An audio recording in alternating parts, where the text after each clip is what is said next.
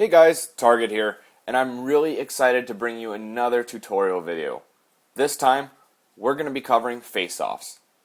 It really surprises me how many people are so poor at taking face-offs or have absolutely no idea what to do when it comes time for the puck to drop.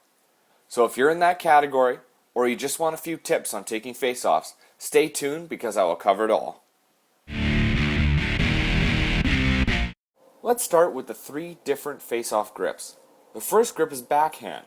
For lefties, that's holding the right stick to 3 o'clock, and for righties, that's holding the right stick to 9 o'clock.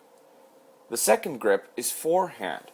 For lefties, that's holding the right stick to 9 o'clock, and for righties, that's holding the right stick to 3 o'clock.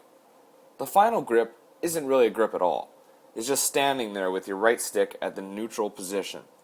It is important to note that the player who sets up in a face-off grip will have more power when it comes time for the puck drop. The longer you hold the grip, the more power you will have. Timing is everything in the face-off dot.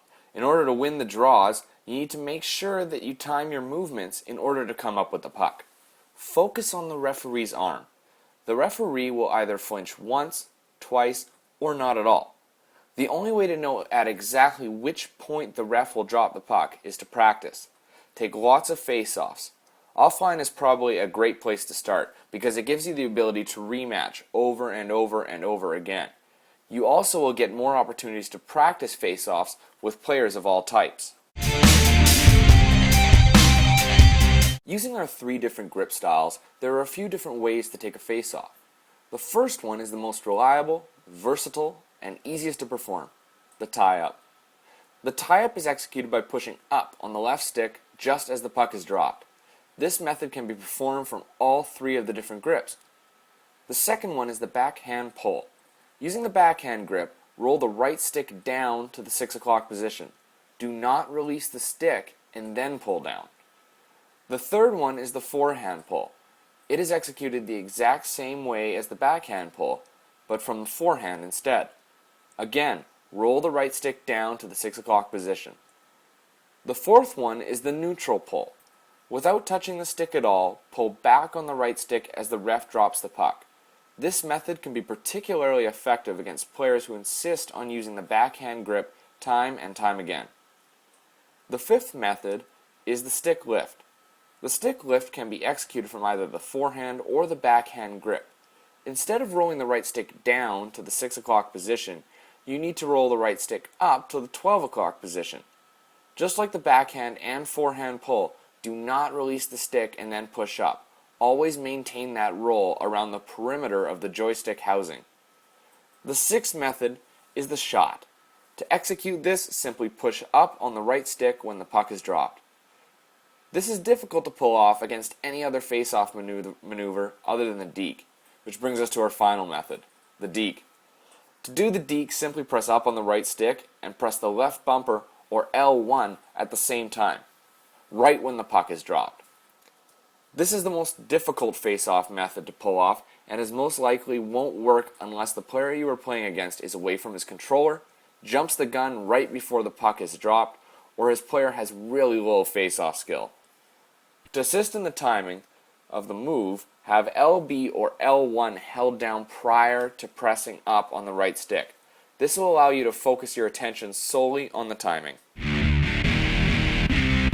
Okay, so I compare face-offs in NHL to rock, paper, scissors. Each face-off grip has a strength and each has a weakness, just like rock, paper, and scissors. Let's start with the backhand. The backhand beats the stick lift.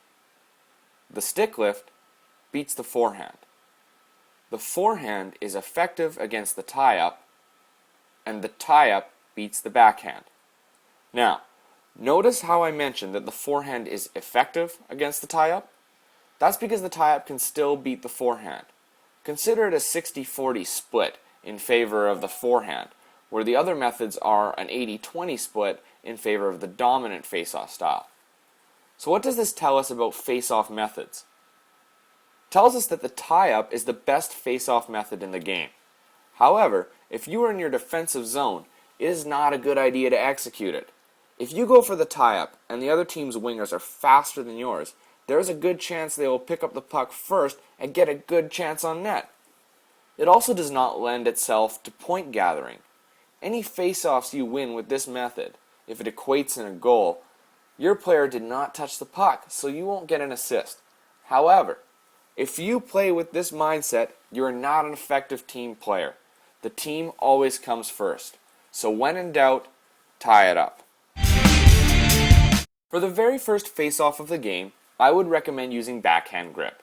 In fact, I would recommend backhand grip for the majority of the game. If the player sets up in backhand as well, use a tie-up for a sure win, or attempt a backhand pull. If your face-off skill is higher than the other player, or your timing is better, you should win the face-off no problem. From there, change it up, especially when playing offline. In EASHL, you have the advantage of giving your center ridiculously high face-off attributes. This proves to be no match for computer centers. And if you throw a +5 into the face-off boost, then you can usually dominate human players as well. For offline play, you don't have the same advantage all the time. Each player's face-off attributes vary, and the above method may work most of the time, but the computer center will catch on to your methods and eventually start consistently beating you. That is why I recommend changing it up. Use backhand, forehand, and the stick lift in different orders to throw off the AI. Don't forget to aim your face-off. You can aim to one of 4 spots in your back end from the dot.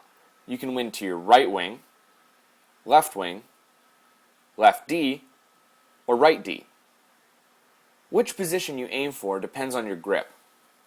For lefties, to aim to the left side, you need to use the backhand grip and either execute the backhand pull or the stick lift and aim to the left wing or left D. To aim to the left wing, hold the left stick to the left. To aim to the left D, aim the left stick to the 7 o'clock position. For lefties, to aim to the right side, you need to set up in either the forehand grip or the neutral grip. Then perform the forehand pull, the stick lift, or the neutral pull. For righties, everything is opposite, but it really isn't hard to figure out. Okay, now for a couple bonus tips to help you deal with those frustrating moments. Ever have to deal with the face-off spammer? The guy who just holds down on the right stick until he wins the puck? Isn't it annoying when he keeps winning? Well, there's a really easy way to alleviate this problem. The neutral pull is just a weaker version of the forehand pull. So to combat this, you can do one of 2 things. The first is the stick lift. As we learned earlier, the stick lift beats the forehand pull.